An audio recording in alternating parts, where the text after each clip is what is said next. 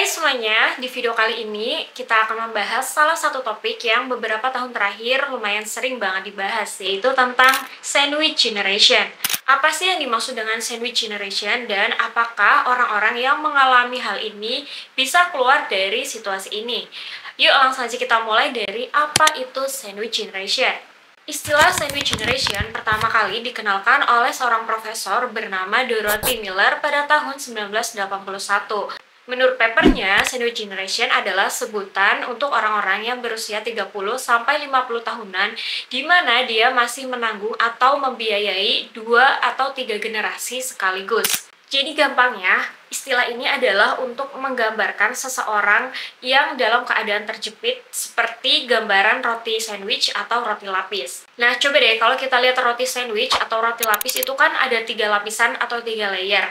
Nah, kita ibaratnya itu lagi di posisi tengah, di mana kita masih struggle, masih berusaha untuk membiayai hidup kita sendiri, tapi kita juga harus menanggung generasi di atasnya, yaitu bisa orang tua kita, paman atau bibi, bahkan kakek atau nenek kita. Nah, pada saat yang sama, kita juga bertanggung jawab terhadap generasi di bawahnya, bisa anak-anak kita atau misalnya keponakan kita. Kalau kita lihat definisi awal dari sandwich generation itu sebenarnya kan ditujukan untuk orang-orang yang berusia 30-50 tahunan, dimana biasanya mereka sudah punya anak atau sudah menikah.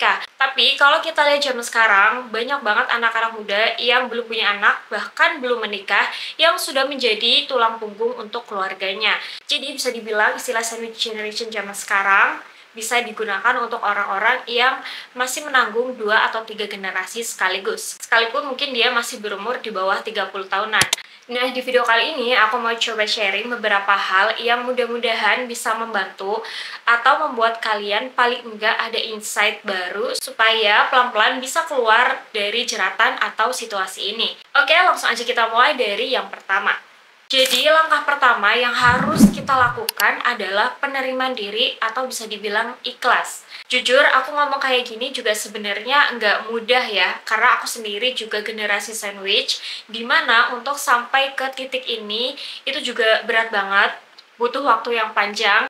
Tapi percayalah, aku juga pernah ada di fase dimana aku ngerasa marah, berontak, dan bertanya-tanya, kenapa ya aku yang harus ngalamin hal ini? Kenapa aku yang harus mengambil tanggung jawab sebesar ini? Nah, lama-kelamaan karena kayak udah capek banget, rasanya tuh kayak burn, dan nggak tahu harus gimana lagi, akhirnya ada suatu waktu dimana aku coba untuk mulai pelan-pelan berpikir dengan pikiran yang jernih. Nah, setelah aku coba berpikir dengan pikiran yang tenang, dengan pikiran yang jernih, akhirnya aku udah sadar gitu, ternyata kondisi yang aku alamin ini memang gak bisa menyalahkan siapa-siapa.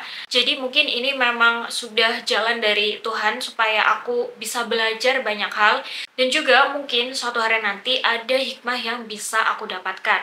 Jadi daripada aku terus mengeluh dan hasilnya akan tetap sama, mending aku coba bersyukur atas apa yang sudah ada di diri aku dan coba untuk fokus supaya bisa keluar dari situasi ini. Nah, mulai dari situlah, mulai dari aku udah coba ikhlas dan berdamai dengan keadaan, akhirnya nggak tahu kenapa aku ngerasa semuanya jadi lebih ringan gitu.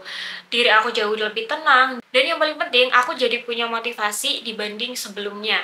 Nah, setelah aku ada di fase atau tahap ini, langkah selanjutnya yang aku lakukan adalah dengan ngobrol atau diskusi dengan seluruh anggota keluarga aku.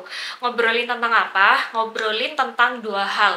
Yang pertama adalah menghitung kebutuhan rumah tangga yang sifatnya benar-benar wajib. Dan yang kedua, siapa aja sih yang masih bisa untuk berbagi tanggung jawab ini.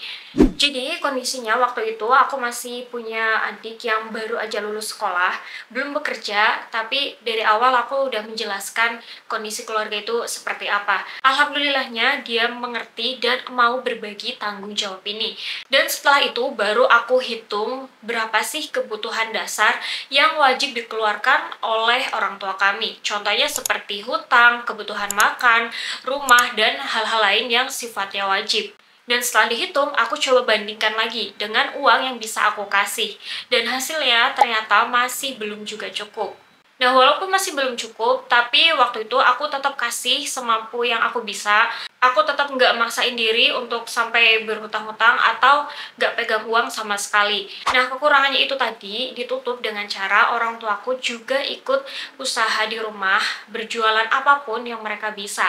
Jadi nggak cuma dikasih uang terus-terusan, tapi juga dibantu untuk produktif sama-sama. Mungkin ini unpopular opinion ya, karena pembahasan ini memang cukup sensitif. Aku juga paham kondisi keluarga itu beda-beda, tapi berdasarkan pengalaman yang udah aku jalani sendiri, ternyata ngobrolin dan diskusi tentang dua hal ini bisa cukup membantu, bahkan nggak cuma untuk diri aku sendiri, tapi juga untuk keluarga aku. Nah, setelah aku ngobrolin dua hal ini, langkah selanjutnya yang aku lakukan adalah memastikan seluruh anggota keluarga sudah punya asuransi kesehatan.